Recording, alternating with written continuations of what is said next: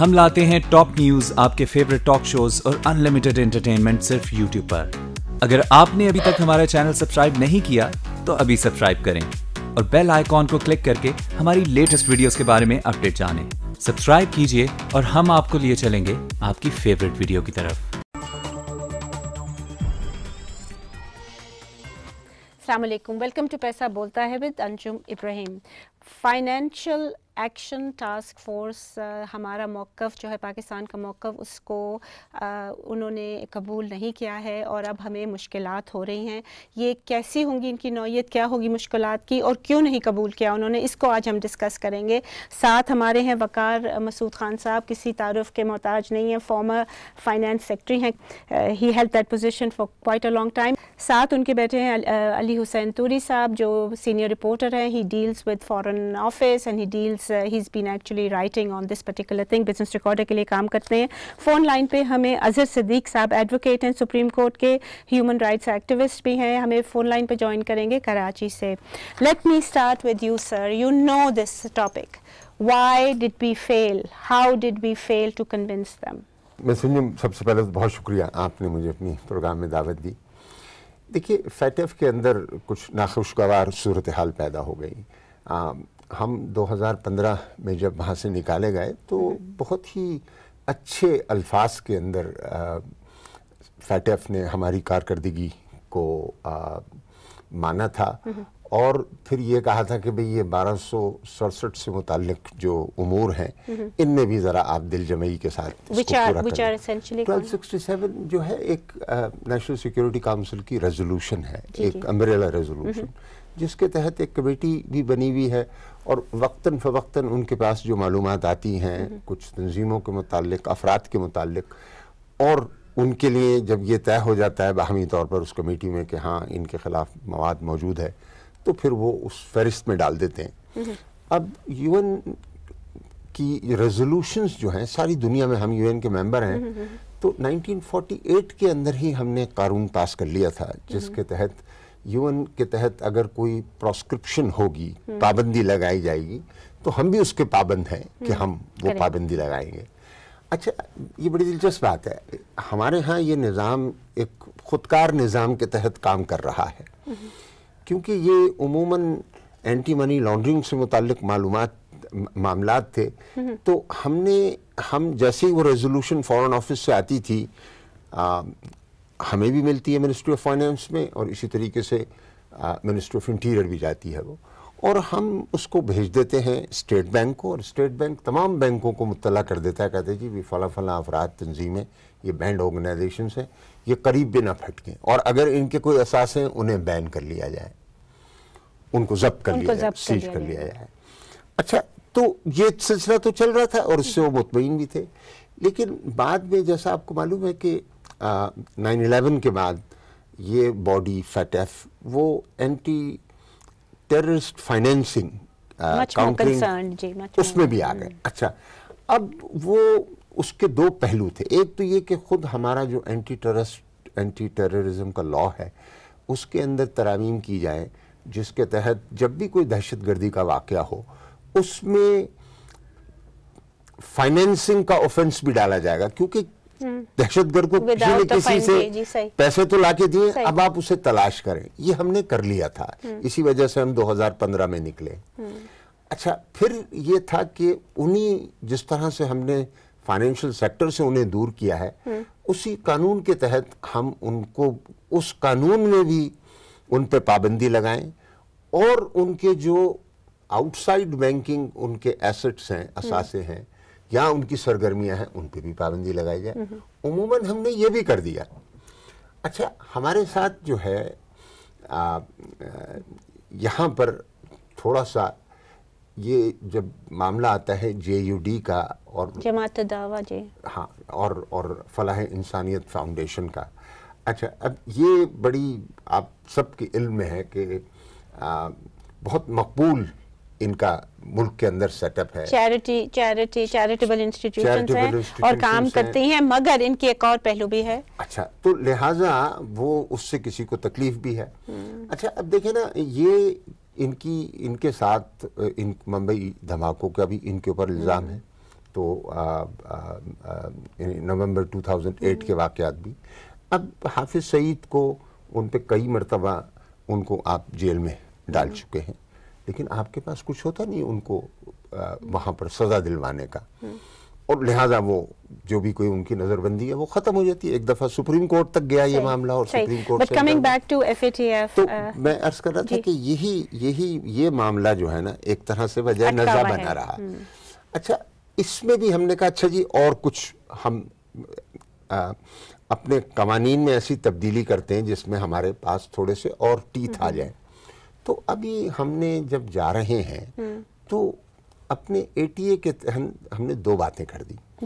ایک یہ کہ یہ طے کر دیا کہ 48 جس طریقے سے 1948 کے قانون کے تحت پابندی ہم لگانے کے وہ ہیں, اب ان کو ATA کے اندر بھی ہم ان کو شامل کریں گے آٹومیٹیکلی. اینٹی ٹیررزم ایکٹ 97 کا ہے, اس میں امینڈمنٹ کیا پریزیڈنشل آرڈیننس کے تحت.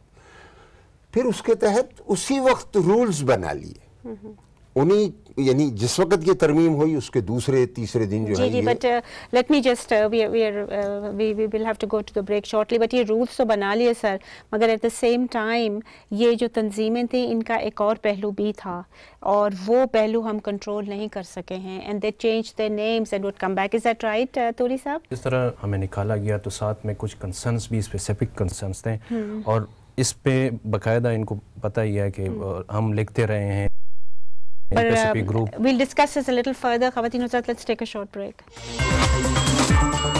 Grey list or black list or whatever. ٹھیک ہے جناب, کیونکہ وہ اس طرح سے کوئی بات ہی نہیں تھی, یعنی کہ وہ ان کی قرارداد جو ہے وہ انہوں نے کہا اچھا اب نیلے کراتے, اس کو پریس کرتے, آگے چل کے کریں گے. لیکن بدقسمتی سے ہمارے ہاں سے ایک ٹویٹ ہو گیا جس میں غالباً خواجہ آصف صاحب نے, تو ان کے میں سمجھتا ہوں ٹویٹ کے اندر شاید اتنا آفینس نہیں تھا جتنا کہ پھر اس کی بنیاد پر بعض اور نشریاتی اداروں نے کہا کہ پاکستان نے یہ کہہ دیا, چت کر دیا ہے امریکہ کو, ڈیفائنس ہو گئی ہے, پاکستان آربٹ سے نکل گیا ہے. اچھا, اور خود اس سے پہلے دیکھیں ہمارے پڑوس کے اندر جب سے وہ پریس کانفرنس ہوئی تھی وہاں پر ایک فرینزی کریٹ ہوئی تھی, پاکستان میں بھی قیامت گرنے والی ہے, اس کے پاس یہ پیرس ختم تو ہو لے, ہم نے ان کو ایسا کر دیں گے. تو اس تناظر کے اندر ان لوگوں کو جنہوں نے آپ سے ہمدردی کا مظاہرہ کیا تھا, اظہار کیا تھا, ان کو یہ لگا کہ جناب یہ تو آپ ہمارے لیے اچھا دیکھیے اس میں میں آپ سے عرض کروں کہ کسی قسم کی کوئی رسمن ووٹنگ نہیں ہوتی. اس میں ایک بات چیت کے ذریعے سے ایک بات کا تعین کیا جاتا ہے. تو وہ ایک طرح سے جو آپ اجتماع جمع کر پائے, ایک لوگوں کے درمیان میں آپ ایک انڈرسٹینڈنگ پیدا کر پائے تھے افہام متفق, وہ ساری ٹوٹ گئی. اور دیکھیے فیٹف نے ابھی ہمیں نہیں ڈالا, لیکن کل ہمارے فورن آفس نے کہہ دیا ہے کہ ہمیں, یا مفتاح صاحب نے بھی کہا کہ حقیقتاً ہم اس میں ہیں. مفتاح صاحب کے بیانوں سے ہم ابھی ہیں, مفتاح صاحب کہتے ہیں کہ ہم کو سمجھنا چاہیے کہ غیر رسمی طور پر ہم وہاں ہیں. اچھا, اس کے علاوہ مفتاح صاحب کے بیانات جو ہیں ان میں بھی آپ دیکھ لیجئے, جو میں نے آپ کو بات بتائی ہے وہ وہیں سے آپ کو نظر آئے گی. Let me go to Azhar Siddique صاحب. السلام علیکم اظہر صدیق صاحب, آپ سے یہ سوال ہے کہ what do you think about Pakistan being placed on the FATF and why? Actually, in my opinion, there are a failure of our present government کو foreign policy والے میٹر کو کنٹرول نہ کر پایا. ویسے تو پاکستان غالباً اس واچ لسٹ پہ 2012 سے لے کر 2015 میں تھا. اور مین ایشو جو میں پہلے سے کہتا آ رہا ہوں, میں کئی دفعہ کہہ بیٹھا ہوں کہ anti money laundering and counter financing of terrorism act کے حوالے سے دیکھیں ایک ایشو تو بڑا واضح ہے. آپ منی لانڈرنگ کا ایشو اگر نواز شریف کے کیس پہ دیکھیں تو ایشو یہی ہے کہ ہم پیسے کی روک نہیں رکھ سکے, نہ جانا ملک سے اور نہ ملک سے باہر آنے کے حوالے سے ہم اس کو مانیٹر نہیں کر پائے. اور یہ یقیناً اس میں زیادہ تر پیسہ وہی ہے جو پیسہ بلیک یا وائٹ کرنے کے لیے فورن ایکسچینج ریگولیشن کا سہارا اٹھاتے ہیں, اور اس کا الٹیمیٹلی افیکٹ جو ہوتا ہے وہ یہ جاتا ہے کہ شاید ٹیرر فائنینسنگ ہو رہی ہے. تو بیسیکلی تو ہمارے جو فائنانس منسٹر یا ہماری گورنمنٹ جو ہے نا, اس یعنی جو یہ جو پوسچر ہے, یہ پوسچر کلیئر نہیں کر پائی. وجہ اس کی بنیادی وجہ یہی ہے کہ بلیک منی کو وائٹ کی اگر فیئر ٹیکسیشن کی جائے, گورنمنٹ ایسے ہارڈ اینڈ فاسٹ رول بنا دی. اور یہ جو ایگزمپشن دے رہی ہے نا کہ فورن ریمیٹنس کے کانٹیکسٹ میں ہمیں اس کو بہت سوچنا پڑے گا. میں تو بہت شور کر رہا ہوں کہ فائنینشیل ٹیررزم والا جو اصل جو ایشو ہے نا, اس میں ایسا ایشو نہیں ہے کہ ہم کوئی فائنانسنگ کر رہے ہیں, لیکن مین وجہ یہی ہے کہ یہ منی لانڈرنگ اور اس ایشو کو مکس اپ کر لیا گیا, اور وی ہیو بین بیڈلی فیل کہ ہم اس بات کو سیٹل نہیں کر پائے. That's coming back to you, sir. That seems to be a relevant point. اور آپ دیکھیں کہ وہ جو ڈاکٹر عاصم حسین بھی تھے, ان پہ کتنا بڑا کیس شروع کیا, اور یہ بھی کہا کہ ٹیرر فائنینسنگ آلسو, although اس کی وہ تو MQM کے حوالے سے specific تھی, which I don't think America cares about. But the point I'm trying to make is that we have had such high profile cases جس میں یہ money laundering کا کیس, اور اظہر صاحب صحیح کہہ رہے ہیں, یہ ہم کنٹرول نہیں کر پا رہے ہیں.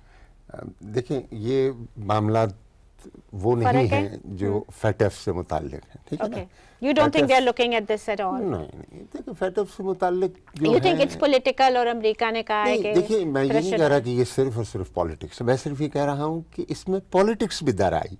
FATF بڑا سنجیدہ فورم ہے, اور وہاں خاموشی کے ساتھ کام ہوتا ہے, کیونکہ وہ اپنے ساری چیزوں کو دنیا کو بتانا بھی نہیں چاہتے ہیں کہ بھئی لوگ جو ہیں, کیونکہ ہم کام کر رہے ہیں مجرموں کو فائنینشیل سسٹم سے دور رکھنے کا. تو And we don't want them to know what we are doing. اچھا, Right. اور دیکھیے UN سیکیورٹی کاؤنسل کا فورم ہوتا ہے جس میں جتنی پالیٹکس چاہیں آپ کھیلیں, ایسا تو کبھی ماضی میں ہم نے نہیں دیکھا. I'll take a short break here. We'll be right back. I'll start with you, Turi صاحب.